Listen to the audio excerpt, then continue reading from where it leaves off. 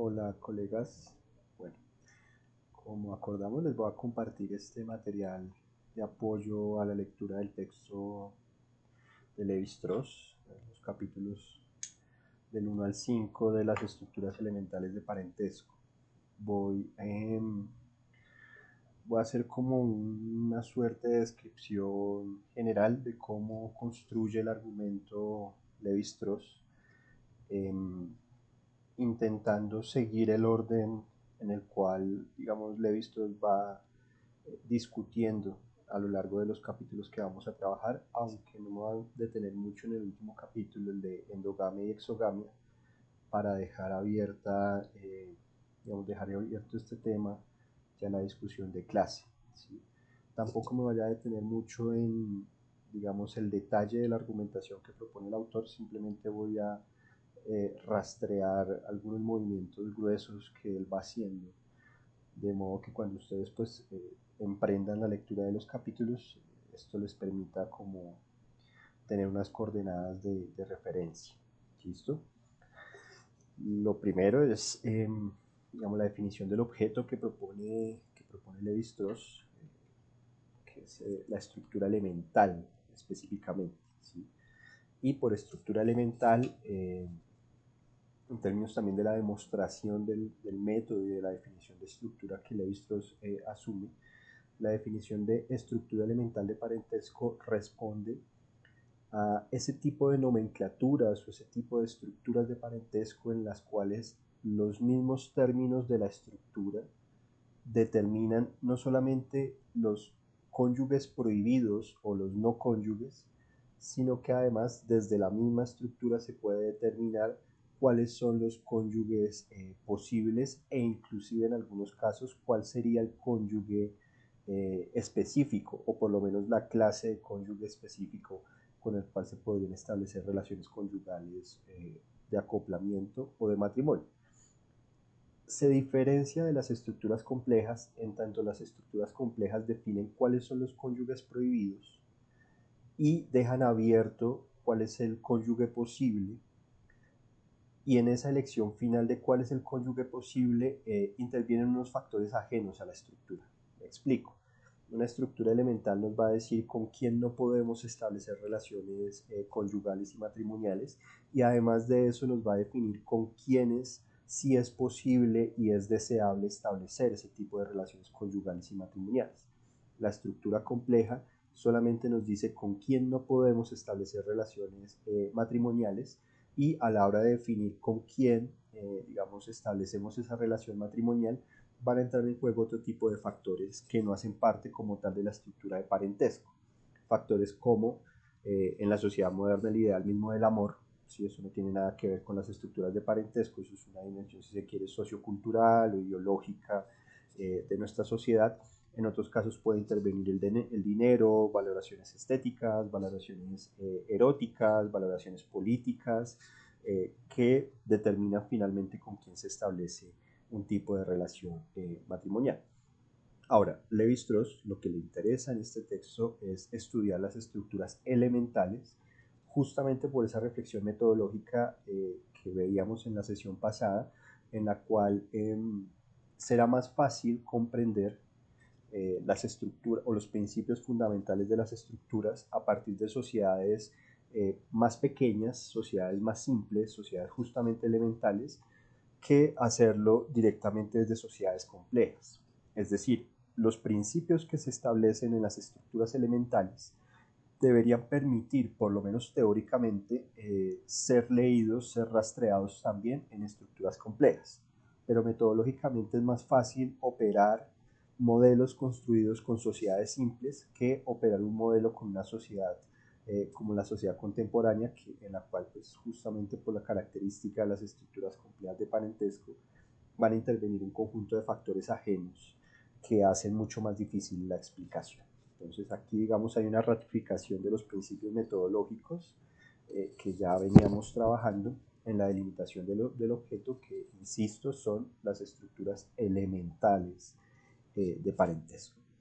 Lo segundo, digamos, para enfatizar es que Lévi-Strauss es insistente en que la nomenclatura, el sistema de parentesco en la estructura elemental es suficiente para determinar con quién no se establece esa relación matrimonial y con quién sí se establece esa relación matrimonial. Esto es importantísimo, digamos, el punto a partir del cual se establece la distinción. Ahora, en un segundo momento, Lévi-Strauss establece, o si se quiere, da un rodeo, que puede parecer un poco abrupto, estamos hablando de estructuras elementales, y de un momento a otro Lévi-Strauss nos introduce en la discusión de naturaleza y cultura. Es un rodeo conceptual, es decir, es un ir a otro punto para volver más adelante a la discusión que estamos tratando.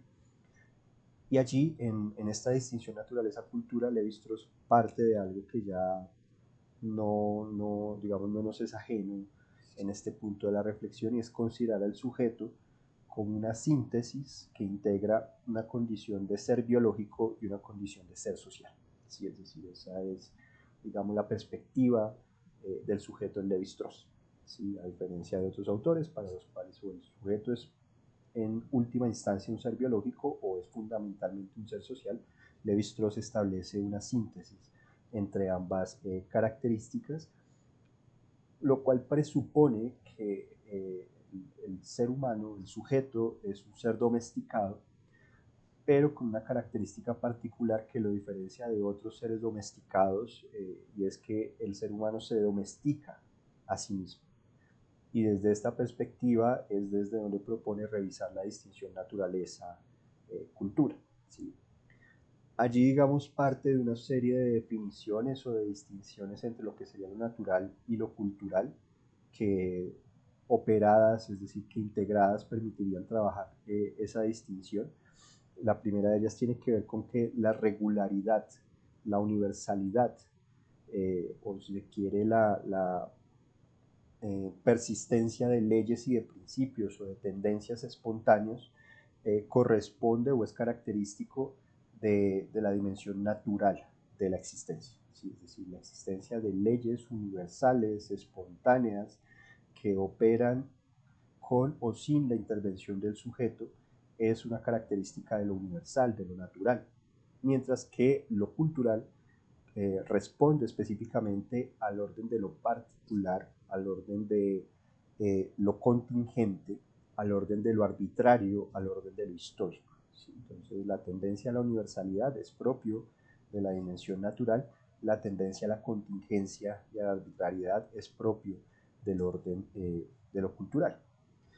Y desde esta perspectiva, el incesto, la prohibición del incesto adquiere una relevancia especial para el análisis, es decir, es un problema teórico para esta definición, porque la prohibición del incesto es una regla, es una norma, y por tanto está en el dominio de lo cultural, ¿sí? Es decir, es arbitraria, es contingente, pero además es una norma de naturaleza universal, es decir, existe en toda sociedad conocida algún tipo de restricción o de prohibición que podemos denominar prohibición del incesto.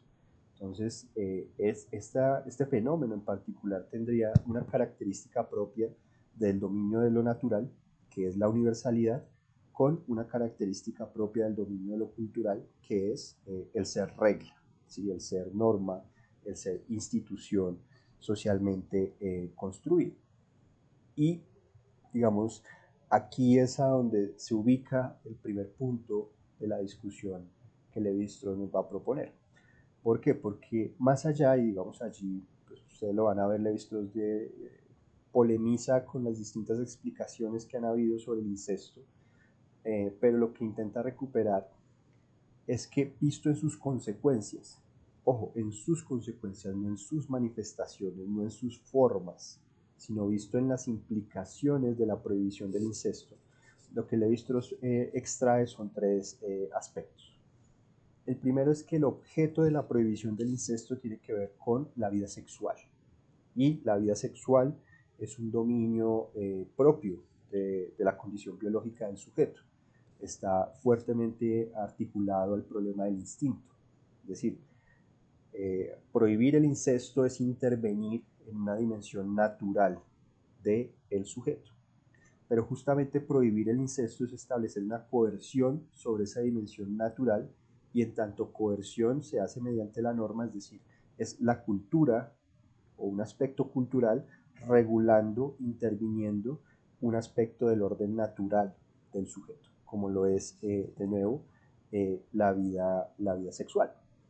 Y, digamos, visto así, ya el problema empieza a adquirir una, digamos, potencia para la comprensión del problema del parentesco, inusitada con respecto a otras aproximaciones que, de nuevo, se quedaban, si se quiere, en la dimensión empírica, ¿cierto? En la dimensión fenoménica de la expresión de la prohibición al incesto, es decir, qué se prohibía, cuál era la diferencia entre la prohibición de un grupo con respecto a otro, y lo que hace Levi-Strauss es abstraerse, es desentenderse de esa variabilidad fenoménica e intentar ubicarse detrás de ella y leer qué es común a todas esas distintas manifestaciones de la prohibición del incesto, ¿cierto? Ahora, digamos, diseccionando ese problema de la prohibición como una coerción, una intervención sobre la vida sexual o sobre la sexualidad, o sea, como ese punto de encuentro entre la dimensión cultural y la dimensión natural del sujeto, Levi-Strauss nos dirá que la sexualidad, de nuevo, es una característica propia del ser biológico, es un aspecto universal, es decir, la especie existe justamente porque hay un desarrollo de la sexualidad de la especie, ¿sí? Eso es tendencial, buena parte del proceso de la procreación escapa a la intervención cultural, estoy hablando del proceso, si se quiere, en términos fisiológicos, de cómo funciona el acto de la concepción, de la evolución del embrión, etc. Es decir, esto hace parte del dominio de lo natural. Tiene que ver también con el instinto, ¿sí? Tiene que ver también con el instinto biológico, pero no se restringe, tiene una característica y es que no se restringe únicamente a hacer un correlato natural o animal en el sujeto. ¿Por qué? Porque la sexualidad en el caso de nuestra especie y en el caso de todas las especies, para derivar en procreación, implica una relación entre dos sujetos.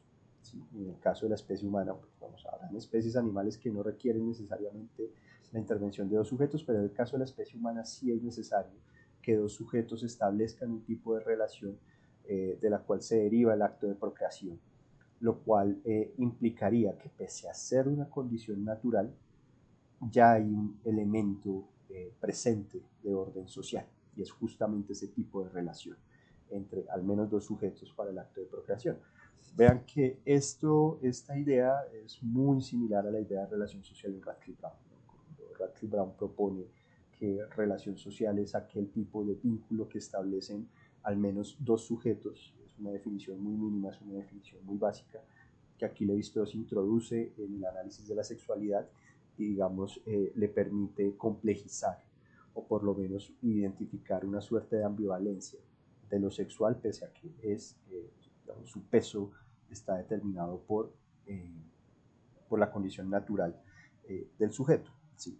Ahora, ese carácter social no solamente se va a ver reflejado entonces en ser una relación entre dos sujetos, también tendrá que ver con eh, que el resultado del acto de procreación permite la continuidad de la especie y por tanto satisface una necesidad del grupo o satisface una necesidad ya en específico de un agrupamiento social en específico. Es decir, sin procreación, un grupo indígena, una nación, un imperio, etcétera, una familia, no garantiza su existencia en el tiempo. ¿Sí? Y en ese sentido la procreación también tiene un ribete social, en tanto una vez ejecutada garantiza la continuidad del grupo, es decir, cumple también una finalidad o una expectativa del grupo mediante su desarrollo. ¿Sí? Ahora, en el momento en el que entra, ¿sí? o dicho desde otra perspectiva, se podría suponer teóricamente que el acto de procreación, que el ejercicio de la sexualidad puede quedar abierto, ¿cierto? Y puede quedar entonces sujeto al azar y sujeto a la contingencia de pues, un establecimiento no regulado de relaciones conyugales y de relaciones sexuales que deriven en la continuidad de la especie, ¿cierto?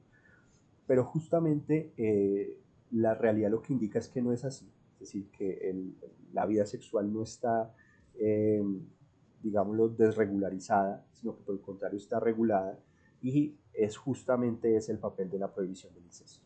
Introducir un orden que establece una serie de prescripciones y de proscripciones en el establecimiento de relaciones sexuales, es decir, ordena la vida sexual, regula la vida sexual, y de cierto modo en un primer momento se puede considerar una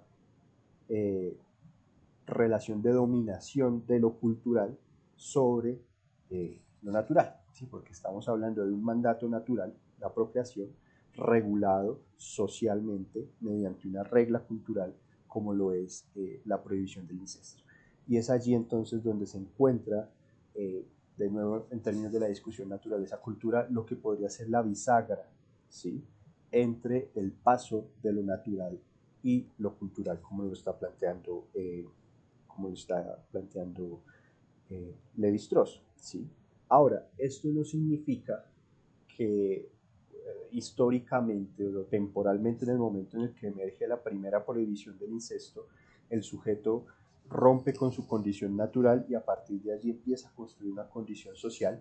Ese no es el argumento de Levi-Strauss, esta es la lógica más propia del evolucionismo.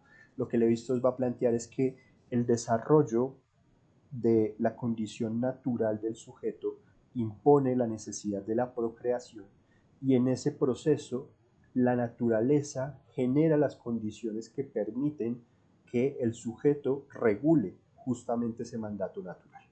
Y de allí es que Levi-Strauss propone que la prohibición del incesto lo que nos está indicando es un proceso de superación de lo natural en lo cultural.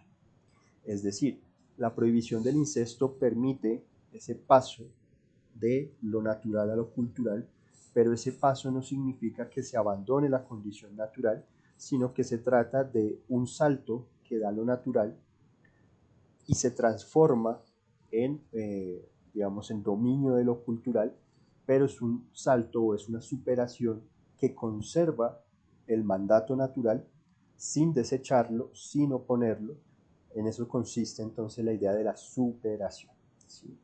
Ojo con esto lo que está estableciendo entonces es que no es una relación polar, ¿cierto?, del paso de un estado A a un estado B, sino el paso de o la relación entre lo natural y lo cultural tendría que ver con una continuidad y un flujo en el cual lo natural se está transformando permanentemente, y en el que en un punto, a partir de la prohibición del incesto, lo natural da un salto, digámoslo, mortal, en el cual se transforma a sí mismo en lo cultural sin dejar de ser por ello lo natural. Es decir, es natural, no es natural, y conserva ese carácter, si se quiere, ambiguo, o diríamos más bien dialéctico, en la prohibición del incesto. ¿Sí? Entonces, la prohibición del incesto es tanto un hecho natural como un hecho cultural, y es un hecho natural porque no es natural, ¿cierto?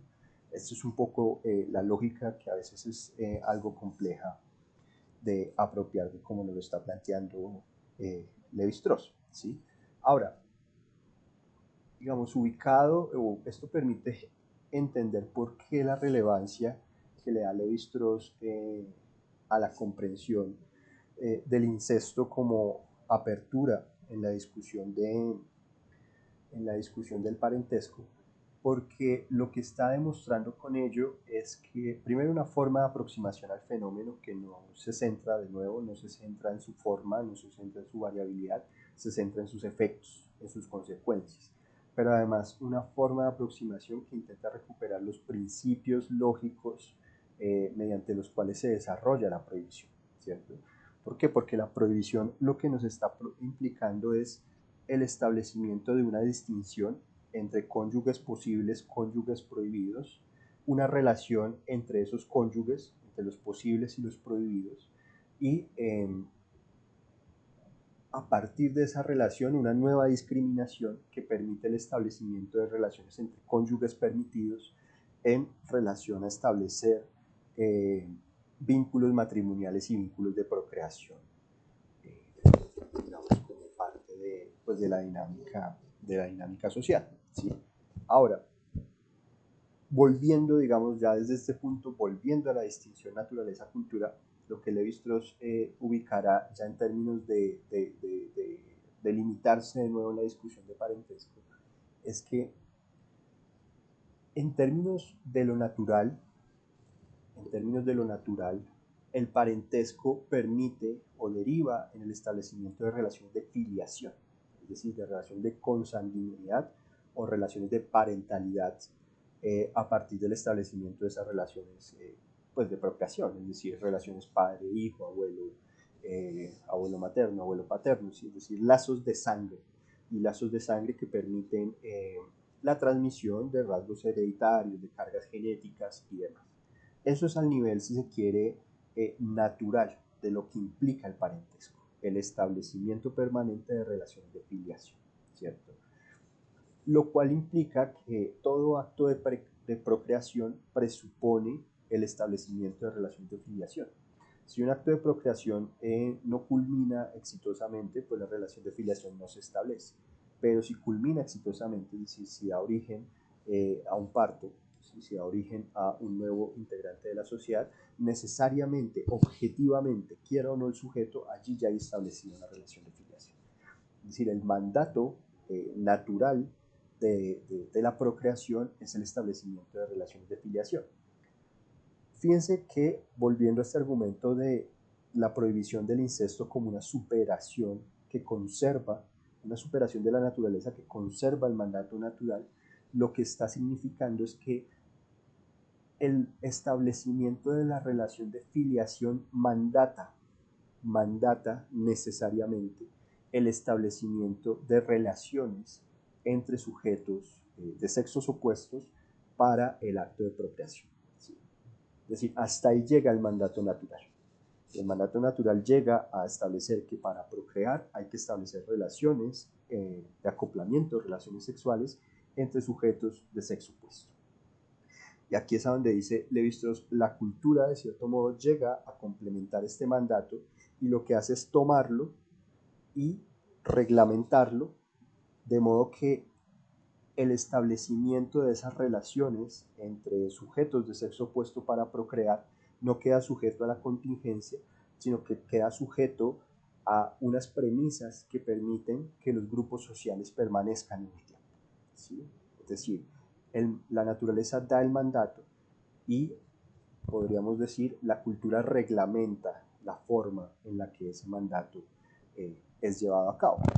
Es en eso en lo que consiste esa distinción que hace Levi-Strauss, en que en términos de filiación lo que ocurre es un principio de repetición, y por principio de repetición se está refiriendo a que todo acto de procreación reitera las cargas genéticas, ¿sí? Reitera los lazos de sangre, es decir, los repite, porque pues ningún acto de procreación puede crear una carga genética nueva, ¿sí? Sino que por el contrario, digamos, se trabaja con el material ya existente y se está reiterando y se está desplegando en el tiempo a partir de los actos de procreación, mientras que en la lógica cultural, ya de la forma en la que esos establecimiento de relaciones es reglamentada, lo que está operando es un principio de acumulación. Y ese principio de acumulación tiene que ver que en tanto se establece un orden, se establecen unas reglas para determinar esas relaciones conyugales hacia la procreación, lo que está permitiendo es la supervivencia ya del grupo o de los grupos sociales mediante el establecimiento de relaciones de alianza. ¿Sí? Es decir, la filiación, entonces, mediante la prohibición del incesto, se transforma en alianza. Y la alianza se basa en una relación de reciprocidad que necesariamente implica el establecimiento de relaciones entre sujetos externos entre sí. Es decir, si hubiésemos dejado la filiación abierta al azar, al orden de lo espontáneo, probablemente uno podría suponer que una familia estableciera a nivel interno relaciones de procreación, lo cual implicaría que ese grupo tendería a permanecer cerrado en el tiempo, ¿sí? Mientras que en el momento en el que la prohibición del incesto introduce un orden en ese mandato de la filiación, lo que hace es que el grupo, la familia, proscribe establecer relaciones de procreación a su interior, lo cual la obliga a establecer relaciones de procreación con otros grupos. Y en ese proceso de establecer relaciones de procreación con otros grupos se da el principio de acumulación, porque las unidades sociales van aumentando. Es decir, se van integrando unidades diferentes a partir de esa circulación que deriva en la prohibición de establecer procreación con personas de mi propio grupo, ¿cierto? Y es aquí entonces donde Levi-Strauss se va a detener en el problema de la reciprocidad y más específicamente, o bueno, aquí esto ya es propio de eso que hablábamos del establecimiento de relaciones lógicas entre estructuras y la confianza en que hay principios subyacentes que operan en estructuras diferenciadas. Levi-Strauss arranca analizando el problema de la distribución de los alimentos, identificando que el alimento es un bien escaso y que en tanto bien escaso es un bien vital para la pervivencia del grupo. Y que digamos, en las sociedades que expresan estructuras elementales de parentesco, lo que se ve es que la distribución del alimento está sujeta a unas reglas que establecen una identidad entre el tipo de cuota de alimento que recibe determinado sujeto o determinada clase de sujetos con la estructura social, con el momento de abundancia o de escasez, es decir, no es una distribución arbitraria, es una distribución que está asociada a reglas, está asociada a normas. Y son normas que controlan, son normas que regulan el acceso a un bien vital como lo es el alimento, ¿cierto? Y digamos, hecho este análisis, lo que Levi-Strauss va a establecer es que entonces en la distribución, en el movimiento de un bien vital, como el alimento, interviene unas pautas de distribución, y aquí la definición de distribución es similar a la de Marx, en tanto se está hablando de la proporción del producto total que le corresponde a los sujetos, así está entendiendo Levi-Strauss distribución. 2, reciprocidad, es decir, esa relación de dar, recibir y devolver que establece el sujeto con el grupo a partir, por ejemplo, de la circulación del alimento, lo cual a su vez presupone la existencia de reglas y de dinámicas de control para el movimiento del bien escaso. Y lo tercero, prohibiciones o restricciones. Independientemente de la naturaleza de la prohibición o de la restricción, existen, bien sea bajo la forma de renuncia aparentemente voluntaria de un sujeto o un grupo de sujetos a determinadas partes, por ejemplo, del alimento, o bien de normas ya positivas en tanto afirman que determinados sujetos no pueden acceder a determinadas partes del alimento en esos procesos de distribución. Establecido ese marco, lo que hace Levi-Strauss es traslaparlo, por decirlo así, a la mujer, y dirá que entonces la mujer es también un bien esencial, es un bien particular, pero es también un bien escaso, y que como bien escaso está sujeto a las mismas tres principios de su circulación. ¿Sí? 1, la prohibición; 2, la reciprocidad; y 3, la distribución, ¿cierto? Y allí es a donde abre todo el debate de la relación entre poligamia y monogamia.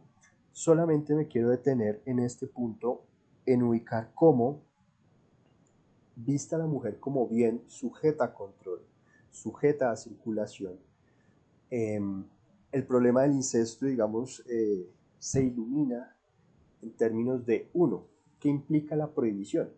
La prohibición en la circulación de mujeres lo que está generando es que el grupo, imaginémonos por ejemplo la unidad familiar lo que hace es que se prohíbe a sí misma, se prohíbe en tanto grupo acceder a las mujeres de su grupo, ¿cierto? Pero en el momento en el que renuncia a acceder a las mujeres de su grupo, lo que está haciendo, desde la perspectiva de Levi-Strauss, es ofreciendo esas mujeres a otros grupos. Otros grupos que a su vez también han renunciado a las mujeres de su grupo y que las ponen en circulación.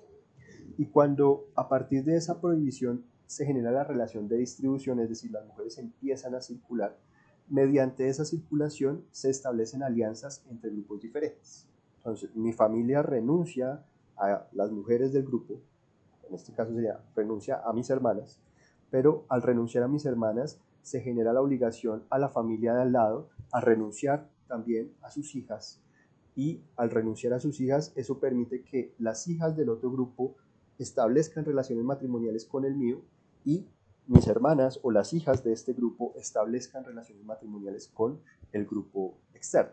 Y mediante el establecimiento, mediante la circulación de las mujeres, lo que se está generando son alianzas entre el grupo que renuncia a sus mujeres para acceder a las del otro y el otro grupo que también renuncia a sus mujeres para establecer la relación. ¿Sí? Este es el centro de un debate que ha sido muy polémico con Lévi-Strauss, y es que para Lévi-Strauss, de hecho lo va a plantear explícitamente, la mujer es la moneda de la sociedad.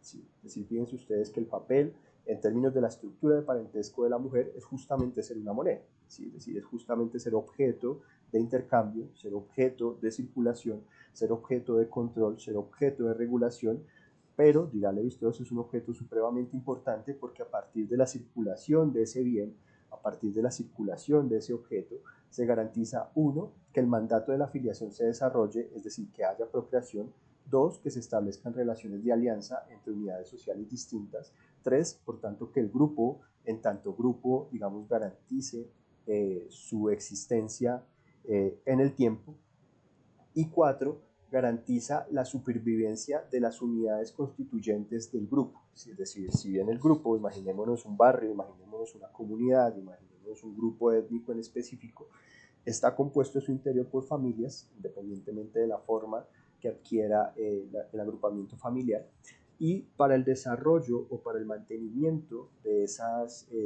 unidades más pequeñas, entiéndase familias o entiéndase hogares, se requiere el desarrollo de actividades sociales, económicas y también sexuales que difícilmente pueden ser desarrolladas por un solo sujeto. Ese es el problema del soltero o la soltera y es el problema del huérfano, ¿cierto? Mientras que si el ideal de la sociedad es establecer relaciones conyugales, eso permite que esas unidades que surgen de las relaciones conyugales sean autosuficientes, es decir, puedan reproducirse y puedan producir en sociedad. Y eso se logra mediante el establecimiento de relaciones de acoplamiento o de relaciones matrimoniales.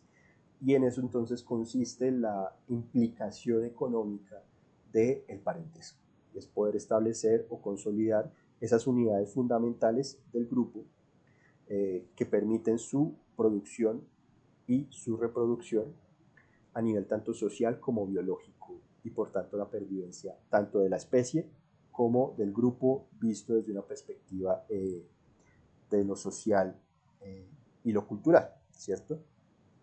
Entonces, en síntesis, digamos, volviendo otra vez al problema inicial, la prohibición del incesto, en últimas, a lo que nos remite es a un ejercicio de regulación y de control a la circulación de mujeres.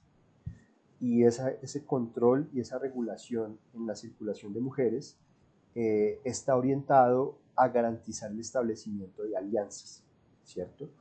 Que son alianzas basadas en la reciprocidad, en tanto yo doy la renuncia a las mujeres de mi grupo para recibir la renuncia o el resultado de la renuncia de otro grupo a sus mujeres y por tanto poder devolver el establecimiento de alianzas que permitan tanto la continuidad en el tiempo de la unidad que da mujeres como la unidad que devuelve mujeres. Si alguno de los dos grupos no renunciase a sus mujeres, sería imposible establecer las relaciones de alianza y relaciones de reciprocidad. Y sin esas relaciones de alianza y esas relaciones de reciprocidad, la emergencia de lo social, la consolidación de lo cultural sería imposible. Y es de allí que Lévi-Strauss va a plantear que la prohibición del incesto no solamente marca ese punto determinante en la transformación de la naturaleza a cultura, sino que es en sí mismo el germen de lo cultural, porque en tanto permitió regular algo instintivo como la sexualidad, pero además mediante esa regulación fundar la posibilidad de lo social, que es el establecimiento de relaciones entre grupos distintos mediante la circulación de mujeres, es que fue posible la emergencia de la cultura como ese dominio de lo contingente sobre el mandato natural del sujeto. Llegados a este punto, entonces ya es más fácil ubicar por qué es relevante esa distinción que Lévi-Strauss va a intentar trabajar y de cierto modo destruir entre lo que es endogamia y lo que es exogamia.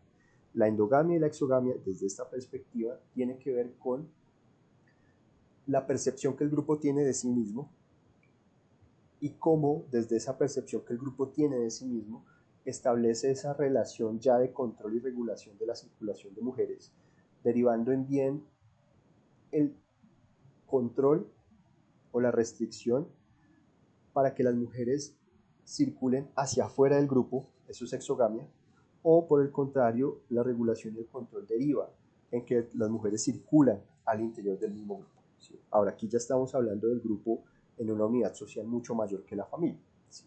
Estamos hablando, por ejemplo, de unidades sociales que pueden cubrir un territorio mucho más vasto y agrupar a su interior varios conjuntos familiares, independientemente del tipo de segmento que los esté componiendo, sea clanes, sea totémicos, segmentarios, dualistas, etc.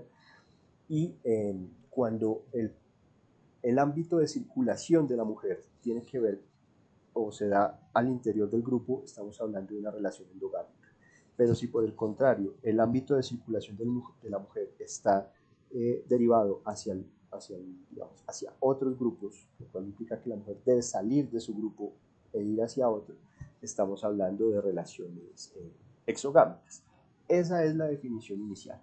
Van a ver ustedes, ya en el capítulo específico, que Levi-Strauss va a plantear que ese tipo de distinciones no son plenas y que por el contrario habría que abordarlos desde otra perspectiva. Voy a dejar hasta aquí este material para que cuando nos veamos, pues revisemos preguntas frente a esto, podamos discutir un poco con más detalle los argumentos con los que Levi-Strauss construye este encuadre conceptual y también podamos entrar con más detalle al problema de endogamia, exogamia y reciprocidad en el establecimiento de las alianzas.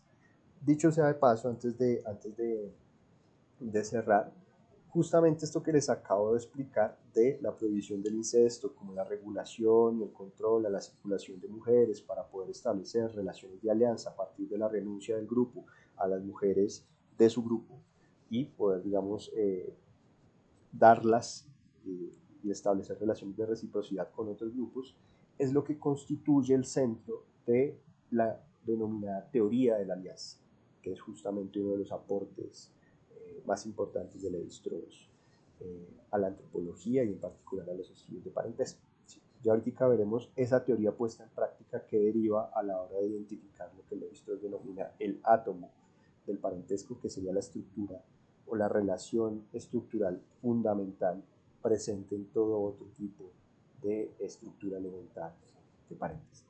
Pero por ahora, dejarlo por ahí y espero que este material les sea de mucha utilidad. Buen fin de semana.